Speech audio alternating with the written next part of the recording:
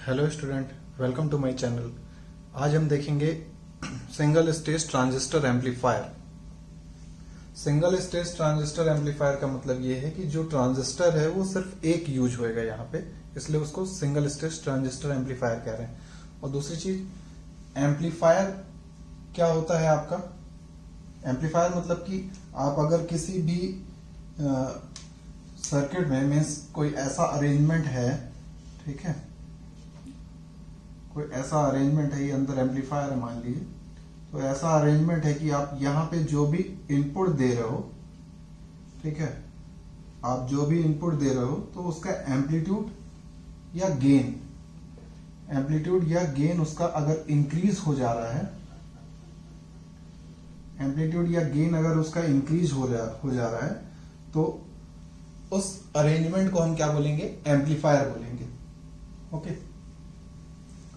तो यहाँ पे जब single transistor, one transistor with associated circuitry, मतलब एसोसिएटेड सर्किटरी मतलब कि जो भी उसके साथ अरेंजमेंट है, कैपेसिटर है, रेजिस्टेंस है, जो भी, तो अगर उसके साथ यूज हुआ है for amplifying a weak signal, ये वीक सिग्नल कहलाएगा, ठीक है, उसकी स्ट्रेंथ कम है, तो वीक सिग्नल मतलब कि उसको स्मॉल सिग्नल भी बोलते हैं, ठीक है, और स्मॉल सिग्नल एम्पलीफायर को वोल्टेज एम्पलीफायर कहा जाता है।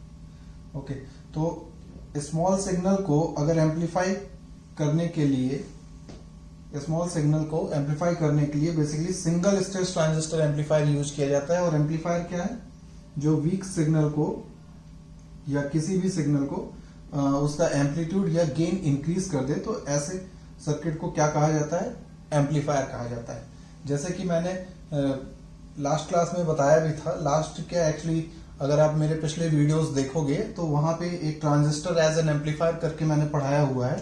तो उसमें ट्रांजिस्टर को अगर एम्पलीफायर की तरह वर्क कराना है तो सबसे पहली जो बेसिक बातें हैं तो वो ये कि आपका बीजेटी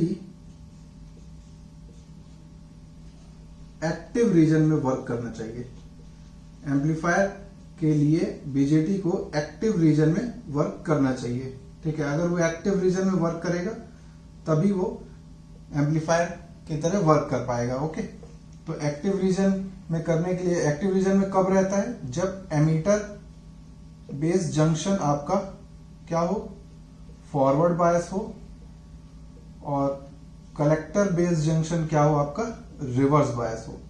ये कंडीशन आपकी एक्टिव रीजन के लिए है, ठीक है। और वहां पे मैंने क्या बताया था कि जैसे आप अगर बेस करंट को देखो, जैसे ये डायग्राम मैं फिर से एक बार ड्रॉ कर देता हूं, तो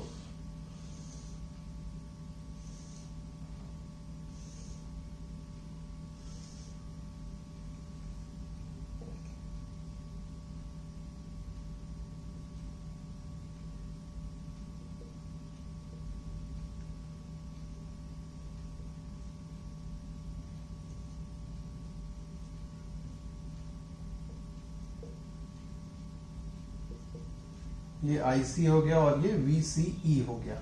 ओके, और ये IB है। अब IB सपोज आप, ये 5 माइक्रो एम्पियर है, 5 से आप ले जा रहे हो, अब IB कितना कर दिए? 10 माइक्रो एम्पियर कर दिए, फिर 15 माइक्रो एम्पियर कर दिए, ठीक है। तो ये 2, 4, 6, 8 ये मिली एम्पियर में चेंज हो रहा है। अगर आपने IB की वैल्यू, बेस करंट की वैल्यू 5 माइक्रो एम्पियर से आप 10 माइक्रो एम्पियर कर दे रहे हो, मीन्स आप माइक्रो एम्पियर में चेंज कर रहे हो, तो IC में चेंज जो हो रहा है वो मिली एम्पियर में चेंज हो रहा है, ठीक है। तो कुछ नहीं करना है आपको, बेस करंट को अगर आप थोड़ा सा भी इंक्रीज किए तो आपका जो आउटपुट करंट है या कलेक्टर करंट है तो वो मिली एम्पियर में चेंज हो रहा है। तो यहां से अपना जो सिग्नल होता है तो इस तरीके से एम्पलीफाई होता है, ठीक है। तो जैसे कि अगर आपका ये अरेंजमेंट है, जो भी आपका अरेंजमेंट अगर बना हुआ है, आप अगर यहाँ पे बेस करंट थोड़ा सा इंक्रीज कर दिए तो समझ लो कि आपका जो सिग्नल है तो वो एम्पलीफाई हो जाएगा, ठीक है। क्योंकि आपका जो IC होता है, कलेक्टर करंट होता है, तो बीटा टाइम्स IB होता है। अब ये IC को एक्चुअली में इंक्रीज कौन कर रहा है? ये बीटा इंक्रीज करवा रहा है। इस बीटा की वजह से आपका सिग्नल जो है तो वो एम्पलीफाई हो रहा है। ठीक है। अच्छा, एक चीज और, ये सिंगल स्टेज ट्रांजिस्टर एम्पलीफायर के लिए हमें ऑपरेटिंग पॉइंट भी सेलेक्ट करना होगा। अगर हम एम्पलीफायर बना रहे हैं तो ऑपरेटिंग पॉइंट हमें ऐसा सेलेक्ट करना पड़ेगा कि जो सिग्नल हो तो वो यहां पे भी कट नहीं हो, यहां पे भी कट नहीं हो, और जो आउटपुट इसका आएगा तो वो भी नहीं कट होना चाहिए। मींस हमें ऑपरेटिंग पॉइंट कुछ ऐसा चूज करना पड़ेगा, ऑपरेटिंग पॉइंट यहां पे कुछ ऐसा चूज करना पड़ेगा कि जो आपका आउटपुट आए तो वो कहीं पे कट नहीं होना चाहिए। मीन्स वो इधर तरफ नहीं आना चाहिए आपका आउटपुट, या इसके नीचे नहीं जाना चाहिए, या इसके बाहर नहीं जाना चाहिए, है ना। विद इन दिस रेंज होना चाहिए आपका जो भी आउटपुट हो, वो विद इन दिस रेंज में रहे। तो हम ये भी जानते हैं, अभी तक हमने स्टेबलाइजेशन इतने सारे सर्किट पढ़ चुके हैं, तो हम ये भी जानते हैं कि सबसे अच्छा जो स्टेबलाइजेशन है बीजेटी में वो वोल्टेज डिवाइडर बायस का होता है। किसका होता है? वोल्टेज डिवाइडर बायस का। तो इसलिए यहां पे हम voltage divider bias configuration use करेंगे। वोल्टेज डिवाइडर बायस कॉन्फ़िगरेशन का जो आपका स्टेबलाइजेशन होता है वो सबसे अच्छा होता है। ठीक है, तो बीजेटी को हमें एक्टिव रीजन में रखना है। दूसरा, वोल्टेज डिवाइडर कॉन्फ़िगरेशन हमें चूज करना है, क्योंकि इसका जो स्टेबलाइजेशन होता है ऑपरेटिंग पॉइंट का वो बहुत अच्छा होता है। ठीक है, तो ये दो चीजें ध्यान रखना है। अब आते हैं सर्किट की तरफ। ओके, तो ये है अपना practical circuit of transistor amplifier. जो सिंगल स्टेज ट्रांजिस्टर एम्पलीफायर है तो ये उसका प्रैक्टिकल सर्किट है। यहाँ पे आपका एक सिंगल ट्रांजिस्टर लगा हुआ है, ये है ना, ये सिंगल ट्रांजिस्टर लगा हुआ है, और उसके साथ में ये, अच्छा पहली चीज तो ये वोल्टेज डिवाइडर कॉन्फ़िगरेशन है, जैसे कि मैंने पहले ही बता चुका है ना। तो ये उसका इनपुट कैपेसिटर हुआ, ये कपलिंग कैपेसिटर हुआ, ये बाईपास कैपेसिटर हुआ। ओके, और यहां से अपन सिग्नल देंगे जो वीक सिग्नल है या स्मॉल सिग्नल है, तो जिसे एम्पलीफाई करना है वो हम यहां पे देंगे, और आउटपुट में हमें इस आरएल पे हमें वो मिल जाएगा, जो भी आउटपुट है आपका वो मिल जाएगा। ठीक है, तो यहां पे है क्या बेसिकली, अगर आप इसका डीसी एनालिसिस करोगे इस सर्किट का, तो जितने भी कैपेसिटर हैं वो सभी रिमूव कर देने होंगे। ये तीनों कैपेसिटर आप रिमूव कर दोगे। ठीक है, ये ओपन सर्किट हो जाएगा। और अगर एसी एनालिसिस करोगे तो प्लस वीसीसी जो डीसी सप्लाई है उसको आपको मींस जीरो कर देना है, और सारे कैपेसिटर आपके शॉर्ट सर्किट हो जाएंगे। तो ये सारी एनालिसिस हम आगे देखेंगे, बट अभी ये जो इनके कंपोनेंट वगैरह हैं, इसके करंट है, इन सबको डिस्कस करना है। ओके, तो सबसे पहले आता है यहाँ पे बायसिंग सर्किट। जो वेरियस सर्किट एलिमेंट है तो उनके फंक्शन देख लेते हैं। तो सबसे पहले बायसिंग सर्किट आता है। बायसिंग सर्किट में जो आपका रेजिस्टेंस R1, R2 और RE, मींस ये R1, ये R2 और ये RE, ये क्या कर रहा है आपका, ये स्टेबलाइजेशन प्रोवाइड कर रहा है सर्किट को। क्या कर रहा है? सर्किट को स्टेबलाइजेशन प्रोवाइड कर रहा है। ठीक है, अच्छा कैसे स्टेबलाइजेशन प्रोवाइड कर रहा है? जैसे कि मैंने वोल्टेज डिवाइडर में बताया था, जो भी आपका लास्ट में IB करंट आता है, ठीक है, तो IB में जो फॉर्मूले में जो बनता है, तो हम इसको सॉल्व करते हैं जब, तो ये नीचे आ जाता है R1 और R1 R2 आपका यहाँ पे थेवेनिन फॉर्म हो जाता है बेसिकली, है ना। हम ये VCC भी नीचे ले आते हैं डीसी एनालिसिस के टाइम पे, तो यहाँ पे थेवेनिन वोल्टेज और थेवेनिन रेजिस्टेंस ये दोनों कैलकुलेट करके हम स्टेबलाइजेशन पॉइंट फाइंड आउट कर लेते हैं। तो इस तरीके से ये R1, R2, RE आपका स्टेबलाइजेशन प्रोवाइड कर रहा है सर्किट का। ठीक है, नेक्स्ट है Cin मींस इनपुट कैपेसिटेंस। ये इनपुट कैपेसिटेंस क्या कर रहा है कि ये जो आप सिग्नल दे रहे हो उस सिग्नल को यहां से पास करके, मींस कैपेसिटर है तो एसी सिग्नल को तो अलाउ कर देगा, मींस उससे फ्लो हो जाएगा, तो सिग्नल को यहां से पास करके इसके साथ यहाँ पे मींस ट्रांजिस्टर में बेस में इनपुट कर देता है। ठीक है, अच्छा इसको ये Cin जो है तो उसको डीसी के साथ जो भी करंट आ रहा है, डीसी करंट, उसके साथ मिक्स नहीं होने देता। ये एसी और डीसी दोनों साथ में जाते हैं बट मिक्स नहीं होते हैं। ठीक है, ये उसको मिक्स नहीं करता है। ओके, मींस इनपुट सिग्नल जो है तो उसको कपल करके आपके ट्रांजिस्टर में इनपुट कर रहा है।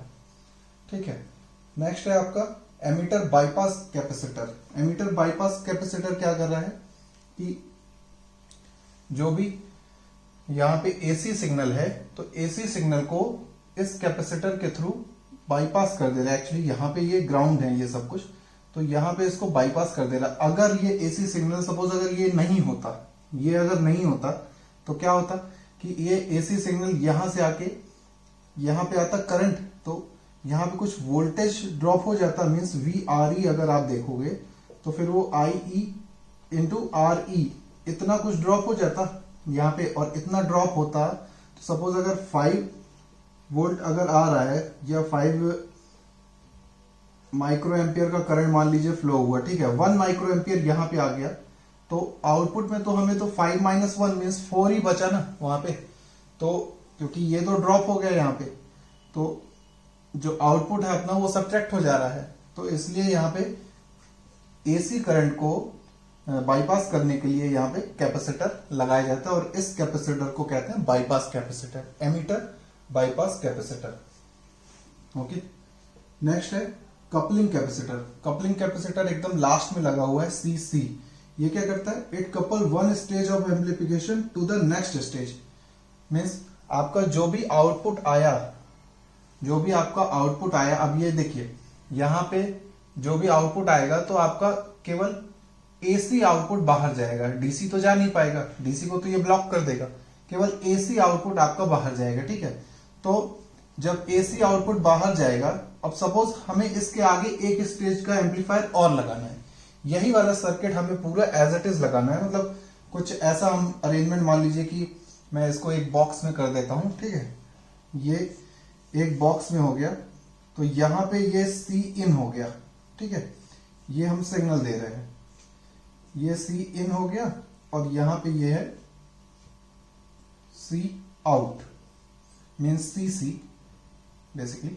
तो अगर ये CC है, ठीक है, ये पूरा सर्किट इसके अंदर है, ये सब कुछ इसके अंदर है, R1 R2 RC RE ये पूरा इसके अंदर है। अब सपोज मेरे को ये सर्किट एक बार और लगाना है, ठीक है, तो मैं इसको यहां अगर लगा देता हूं तो इसका जो आउटपुट होएगा वो इसका इनपुट हो जाएगा। जो फर्स्ट वाले का जो आउटपुट है वो सेकंड वाले का इनपुट हो जाएगा। मींस मुझे यहाँ पे कुछ नहीं करना है, कोई कंडीशन नहीं चेंज करना है, आप जस्ट इसको लगे रहने दीजिए, यहाँ पे जो भी आउटपुट आएगा एसी आउटपुट वो इसके अंदर चला जाएगा, है ना। अगर आप इसको नहीं लगाओगे तो इसकी कंडीशन जो होगी सेकंड वाले वोल्टेज डिवाइडर बायस कॉन्फ़िगरेशन की, तो वो ड्रास्टिकली चेंज हो जाएगी, जो भी कंडीशन है उसकी तो वो ड्रास्टिकली चेंज हो जाएगी। ओके, फिर क्या होगा वहां पे, ये एसी और डीसी दोनों मिक्स हो जाएंगे, है ना, और आपका सिग्नल एम्पलीफाई नहीं हो पाएगा, ये प्रॉब्लम होगी। तो इसलिए हम कपलिंग कैपेसिटर लास्ट में लगा देते हैं। ओके, कि अगर हमें आउटपुट कहीं और भी देना है तो मीन्स वो सिक्योर रहे। ओके, अच्छा, ये जितने भी यहाँ पे कैपिटल फॉर्मेट में है, जैसे ये I1 है ना, और ये IC है, यहाँ पे ये IE है, तो ये सभी डीसी करंट हैं। जो एसी करंट का नोटेशन है उसको मैंने स्मॉल से रिप्रेजेंट किया है, जैसे ये IB हो गया, ये base current due to AC circuit है, ड्यू टू एसी सिग्नल, ठीक है। फिर ये यहाँ पे ये IC1 ये स्मॉल में है, ये IC total means total collector current जो होगा, तो IC प्लस दिस IC क्या है, ये वाला IC क्या है, IC1 प्लस IC2, ये दोनों को अगर आप जोड़ोगे तो वो IC है, ठीक है। और ये कैपिटल IC है कलेक्टर करंट जो है डीसी की इफेक्ट से। ओके, और ये emitter current due to AC supply, ठीक है। तो जो आपका बेसिकली अगर बेस करंट देखा जाए, एक बार करंट देख लेते हैं सारे। ओके, तो ये है जैसे कि बेस करंट, जब आप कोई भी सिग्नल अप्लाई नहीं कर रहे हो, व्हेन नो सिग्नल अप्लाइड, ठीक है, there is only DC base current. जब आप कोई भी सिग्नल अप्लाई नहीं करोगे तो केवल डीसी बेस करंट रहेगा, क्या रहेगा, IB। ओके, और जब आप एसी सिग्नल अप्लाई कर दोगे तो एसी बेस करंट भी आ जाएगा, ठीक है।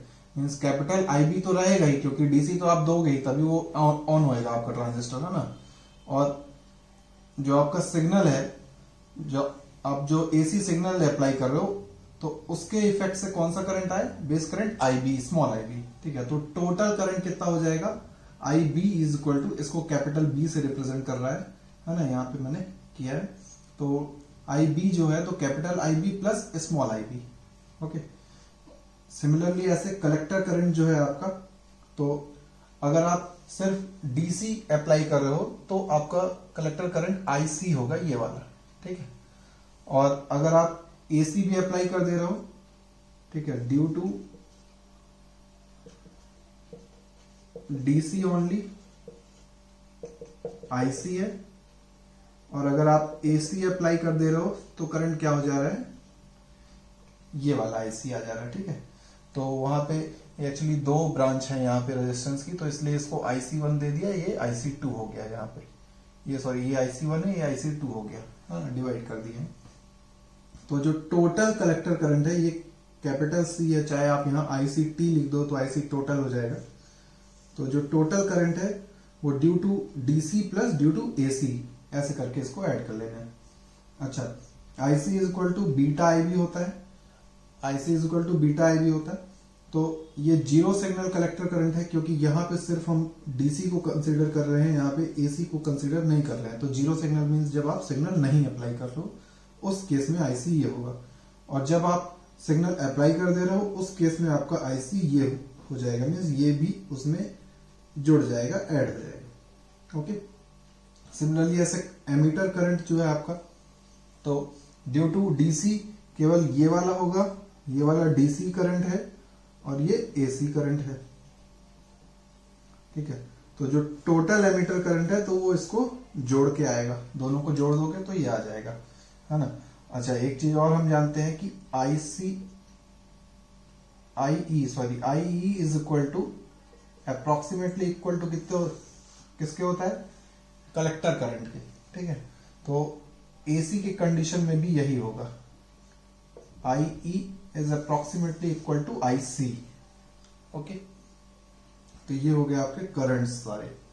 अच्छा, अब नेक्स्ट है इसका डीसी और एसी एनालिसिस, ठीक है। इसमें हम लोड लाइन देखेंगे, हालांकि ये मैं नेक्स्ट क्लास में डिस्कस करूंगा।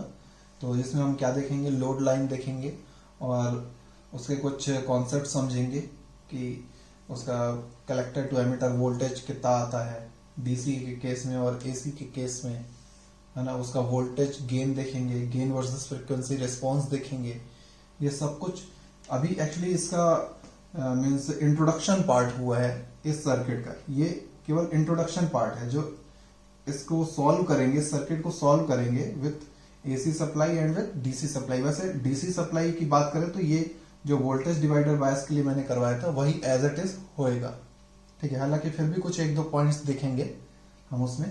तो जो नेक्स्ट क्लास में मैं डिस्कस करूंगा तो वही एसी और डीसी लोड लाइन और उसका जो कलेक्टर टू एमिटर वोल्टेज है और गेन वर्सेस फ्रीक्वेंसी रिस्पांस, ये सब कुछ हम नेक्स्ट क्लास में देखेंगे, ओके।